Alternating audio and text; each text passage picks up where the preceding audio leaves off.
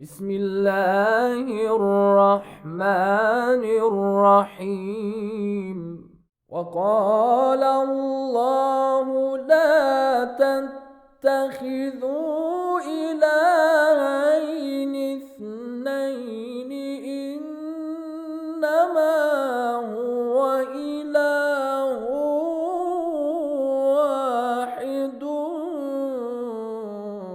فإیایا فارہبون۔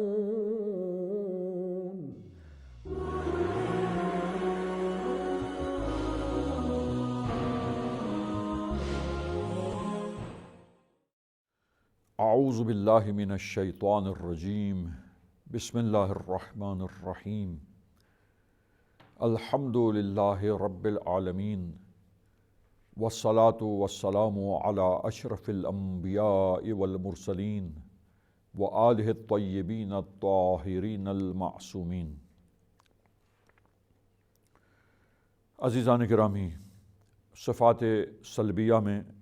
یعنی وہ صفات جن کو ہم اللہ تعالیٰ کی ذات سے سلب کرتے اور نفی کر دیتے ہیں کہ یہ صفات اللہ تعالیٰ کی ذات میں،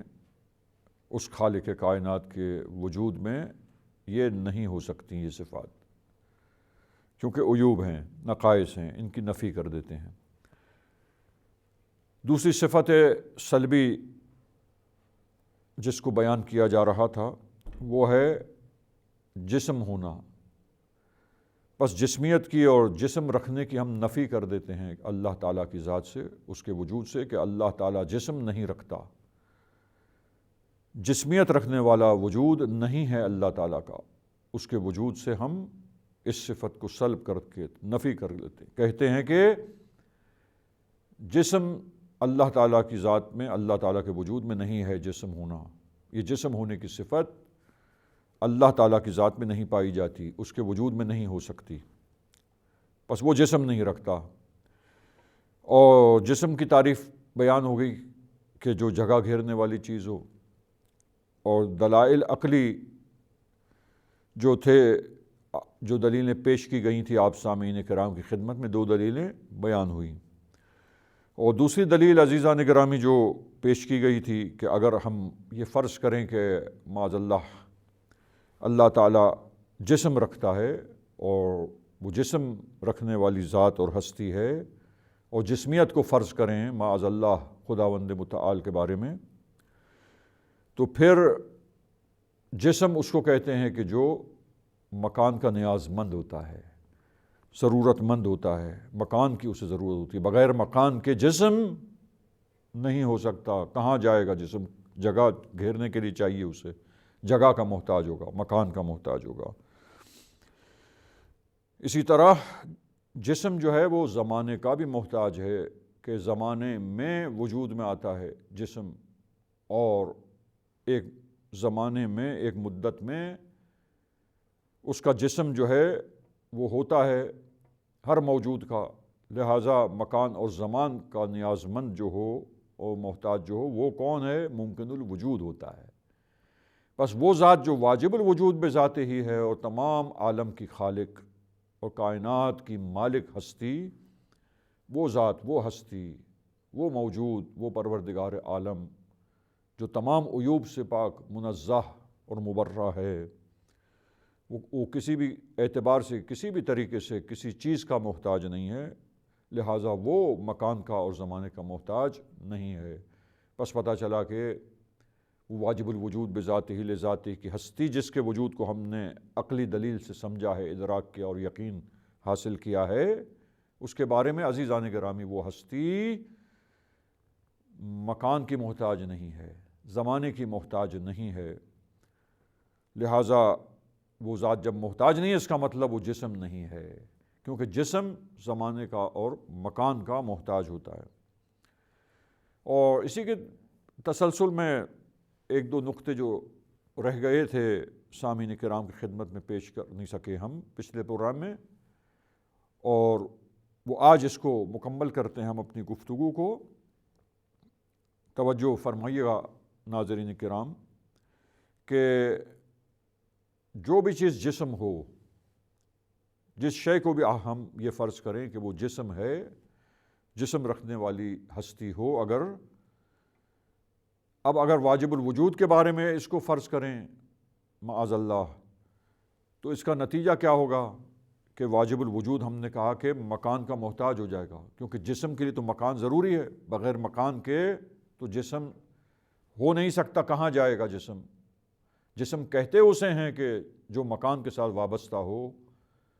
جو کسی نہ کسی مکان میں ہو، جگہ گھیرے، طول و عرض و عمق میں، لینتھ بریتھ اینڈ ہائٹ، اس جگہ میں سمائے جو وجود، اس کو جسم کہتے ہیں۔ اور اگر فرض کریں ناظرین کرام معاذ اللہ، اگر وہ ہستی جو واجب الوجود اور خالق ہے کائنات کی، رب العالمین ہے، اگر وہ جسم ہو تو پس اس کو بھی مکان کی ضرورت پیش آ جائے گی۔ اور پھر تسلسل میں علماء کلام عقائد کے اسکالرز بحث کرتے ہیں کہ اگر وہ مکان سے وابستہ ہو کسی، تو پھر وہ مکان کے بارے میں تو یہ سوال پیدا ہوگا کہ وہ مکان خود جو واجب الوجود کا مکان ہے، وہ مکان خود بھی واجب الوجود ہے یا وہ مکان ممکن الوجود ہے؟ اگر وہ مکان بھی واجب الوجود ہو تو پھر واجب الوجود کا متعدد ہونا لازم آئے گا، جبکہ ہم نے وجود باری تعالیٰ میں ہی بحث کی کہ تمام موجودات کی بازگشت وہ اس علت العلل کی طرف ہے، اور واجب الوجود انشاءاللہ مزید بحث توحید باری تعالیٰ میں، جہاں وحدانیت پروردگار کے دلائل بیان ہوں گے، اور ان دلائل عقلی کے ساتھ یہ بات روشن ہوگی جو کہ ہم نے ایک حد تک بحث کر کے اس بات کے بارے میں کچھ گفتگو ہوئی کہ وہ واجب الوجود بذاتہ لذاتہ وہ ہستی وحدہ لا شریک ہے، وہ خداوند متعال واجب الوجود متعدد نہیں ہے بلکہ ایک ہے۔ تو اگر وہ مکان جو واجب الوجود کا مکان ہے، اگر وہ بھی ہمیشہ سے ہے اور وہ بھی واجب الوجود ہے، تو واجب الوجود دو ہو جائیں گے، واجب الوجود اور اس کا مکان دونوں، یہ تعدد اور متعدد ہونا واجب الوجود کا لازم آئے گا۔ اور جبکہ ایسا نہیں ہے، واجب الوجود بذاتہ ہی کی ہستی وحدہ لا شریک ہے۔ پس از نظر عقل کی نگاہ میں واجب الوجود کا متعدد ہونا یہ ممکن نہیں ہے، اور اس مبحث کی مزید تفصیلات دلائل کے ساتھ توحید کے مباحث میں پیش ہوں گی۔ اور اگر وہ مکان واجب الوجود کا مکان، اگر اس کو جسم فرض کریں تو کسی مکان کے ساتھ مختص ہے، وابستہ ہے، جس مکان میں وہ ہے معاذ اللہ، اور اگر کسی مکان میں ہے تو پھر نتیجہ کیا ہوگا کہ اگر وہ ممکن الوجود ہے تو یقیناً پھر وہ مخلوق خدا ہے۔ تو اس کا لازمہ کیا ہے کہ اللہ تعالیٰ جو خالق ہے مخلوق کا، وہ مخلوق کی طرف محتاج ہو گیا ہے، کیونکہ جب مکان نہیں ہوگا تو وہ کہاں سمائے گا معاذ اللہ، اگر جسم ہے خدا، تو ایسی صورت میں وہ مکان کا جو ممکن الوجود ہے، واجب الوجود نیاز مند ہو جائے ممکن الوجود کی طرف، اور واجب الوجود کہتے ہی اسے ہیں عقل نے جو تقسیم کی کہ ایک ایسا وجود جو تمام عیوب سے پاک ہو، منزہ ہو ہر نقص اور عیب سے، تو پھر ایسی ہستی جو واجب الوجود ہے اور سب کو وجود عطا کرنے والی ذات ہے، جس نے سب کو پیدا کیا ہے، وہ سب کا خالق ہے، خالق کل شیء، لہٰذا وہ ہستی، وہ ذات، وہ پروردگار، وہ رب العالمین جو خالق کائنات ہے، تمام اشیاء عالم کا پروردگار اور پیدا کرنے والا ہے، عزیزان گرامی، وہ اپنی مخلوق کی طرف محتاج ہو جائے، کیونکہ اگر وہ نہ ہو تو کہاں، اگر مکان نہ ہو تو کس جگہ جائے گا خداوند متعال؟ اگر جسم ہے معاذ اللہ تو پھر مکان چاہیے اسے، وہ مکان ممکن الوجود ہے جو اس کی اپنی مخلوق ہے، ما سوی اللہ تمام چیزیں مخلوقات خدا ہیں، تو وہ اپنی مخلوق ہی کا محتاج ہو جائے گا۔ اور عقل کہتی ہے کہ یہ ٹھیک نہیں ہے، درست نہیں ہے، واجب الوجود کہتے اس وجود کو ہیں جو نیاز مند نہ ہو، جو مبرہ ہو، منزہ ہو عیب سے۔ نیاز مند ہونا یہ ایک عیب ہے، ضرورت مند ہونا، حاجت مند ہونا، محتاج ہونا، یہ احتیاج اس واجب الوجود کی خصوصیت نہیں ہے، یہ ممکن الوجود جتنے موجودات ہیں یہ ان کی کوالٹی ایٹریبیوٹ ہے۔ لہٰذا یہ اس طرح اس انداز سے بھی گفتگو کر کے سلسلے بحث کو مکمل کیا جاتا ہے عقائد کی کتابوں میں۔ ہم نے اپنے معزز ناظرین کی خدمت میں اس کو پیش کیا ہے تاکہ یہ بات اس حد تک اختصار کے ساتھ اپنے ناظرین کی خدمت میں پیش کر دیں، تاکہ معزز ناظرین و سامعین جب مطالعہ کریں، اسٹڈی کریں انشاءاللہ کتابوں کو جہاں یہ دلائل پیش ہوئے ہیں اور یہ انداز بیاں آیا ہے اور یہ بیان پیش کیا گیا ہے کتابوں میں، تو وہاں مطالعہ کرنے کے بعد متوجہ ہو سکیں دلیل کی طرف۔ اور اس کے علاوہ عزیزان گرامی، یہ تو عقلی دلائل ہیں جو بیان ہوئے اب تک، اور ان عقلی دلائل سے ثابت کیا گیا کہ اللہ تعالیٰ جسم نہیں رکھ سکتا۔ جسم رکھنا یہ عیب ہے، ان عقلی دلائل کی روشنی میں یہ عیب حساب ہوتا ہے، نقص اور خامی شمار ہوتا ہے، اور واجب الوجود وہ ہستی ہے کہ جس میں کوئی بھی عیب نہ ہو، کسی قسم کا عیب، کسی قسم کی احتیاج اور نیاز مندی نہ ہو۔ لہذا ان عقلی دلائل سے سامعین کرام یہ ثابت کیا ہم نے کہ اللہ تعالیٰ کی ذات جسم نہیں ہو سکتی، جسم ہونے کی نفی کر دیں اور سلب کر دیں اللہ تعالیٰ کی ذات سے۔ جس طرح یہ عقلی دلائل ہیں عزیزان گرامی، نقلی دلائل بھی ہیں، اور نقلی دلائل آپ کے سامنے واضح کیا گیا کہ قرآن کی آیتیں یہ نقلی دلائل حساب ہوتے ہیں، اور اسی طریقے سے روایات اور احادیث معصومین علیہم السلام سے منقول جو ہیں وہ بھی نقلی دلائل حساب ہوتے ہیں۔ لہٰذا عقلی دلائل کے مقابلے میں یہ نقلی دلائل یہ بھی ہمارے پاس ہیں، جن کے ذریعے ہم ان نقلی دلائل کے ساتھ ساتھ ان کو دلیل کے طور پر پیش کر کے یقین حاصل کرتے ہیں اس بات کا کہ جسم ہونا یہ صفات سلبی جو ہے، صفات سلبیہ میں سے یہ نقص اور یہ عیب جو ہے، چونکہ نقص اور عیب ہے لہٰذا یہ اللہ سبحانہ و تعالیٰ کی ذات میں نہیں ہو سکتا۔ یہ نقص اس واجب الوجود بذاتی ہی کی ہستی میں نہیں پایا جاتا، ہو ہی نہیں سکتا، وہ تمام عیوب سے منزہ ہستی ہے، پاک و پاکیزہ ذات۔ تو قرآن کریم سے وہی آیت کریمہ کہ جس آیت کا ایک مناسبت سے پہلے بھی ذکر کیا گیا آپ سامعین کرام کی خدمت میں عزیزان گرامی، جس آیت کریمہ میں ارشاد ہے پروردگار عالم کا سورہ مبارکہ شورى کی 11ویں آیت، جہاں یہ بیان ہوا ہے کہ بسم اللہ الرحمن الرحیم لیس کمثلہ شیء، اس اللہ کی مانند اور اس واجب الوجود کی مانند اس کے جیسی کوئی بھی شے نہیں ہے، کوئی شے بھی نہیں ہے، ایک چیز بھی ایسی نہیں ہے کہ جو اس کی مانند ہو۔ لہذا ما سوی اللہ، تمام موجودات کو جب ہم نے دیکھا عزیزان گرامی، ممکن الوجود میں اکثر و بیشتر تمام چیزیں جو ہے وہ جناب علی جسم رکھنے والی ہے۔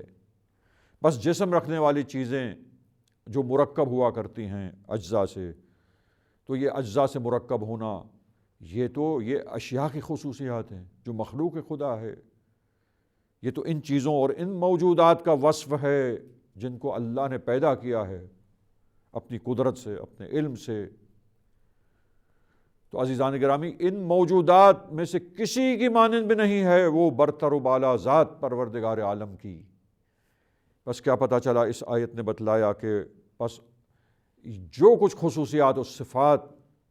ان اشیاء عالم میں ہے، ان موجودات عالم میں ہے، ان میں سے کوئی شے بھی اللہ کی مانند نہیں ہے، اللہ جیسی نہیں ہے۔ جب اللہ جیسی نہیں ہے تو اللہ میں ان اشیاء کی کوئی خصوصیات نہیں پائی جاتی۔ بس جسم ہونا وہ ما سوی اللہ مخلوقات کی خصوصیات ہے۔ یہ دیگر موجودات جو عالم میں پائے جاتے ہیں، ان سب کو جو ممکن الوجود ہیں، ان کی خاصیت اور خصوصیت اور یہ ان کی صفات میں سے ہے جسم رکھنا، جسمیت، جسم ہونا ان کا۔ بس یہ اشیاء عالم کی جو صفات ہیں تو کوئی بھی شے اللہ کی مانند نہیں ہے، بس اللہ میں ان جیسی صفات نہیں ہے، بس اللہ مبرہ ہے، منزہ ہے، یہ عیوب و نقائص حساب ہوتے ہیں۔ بس یہ ایک طرح کا نقص اور خامی کمال کے مقابلے میں، بس وہ کمال مطلق ذات میں عیب اور نقص نہیں پایا جاتا۔ یہ آیت کریمہ بہترین آیت ہے جو اس مطلب کی طرف جو ہے انسان کو متوجہ کرتی ہے اور توجہ دلاتے ہوئے، توجہ مبذول کراتے ہوئے اس مطلب کو لوگوں کے لیے واضح کرتی ہے۔ عزیزان گرامی، یہاں ہم اپنی گفتگو کو اختتام پر پہنچاتے ہیں، اور انشاءاللہ ایک دو نقطے جو اس سلسلے میں رہ گئے انشاءاللہ نیکسٹ پروگرام میں آپ سامعین کرام کی خدمت میں پیش کیے جائیں گے اور ان کو بیان کیا جائے گا، اور اس کے بعد ہم دیگر صفات سلبیہ میں انشاءاللہ اپنی گفتگو کریں گے۔ وصلی اللہ علی محمد واہل بیتہ الطاہرین۔ اغفر لنا ذنوبنا وارفع البلاء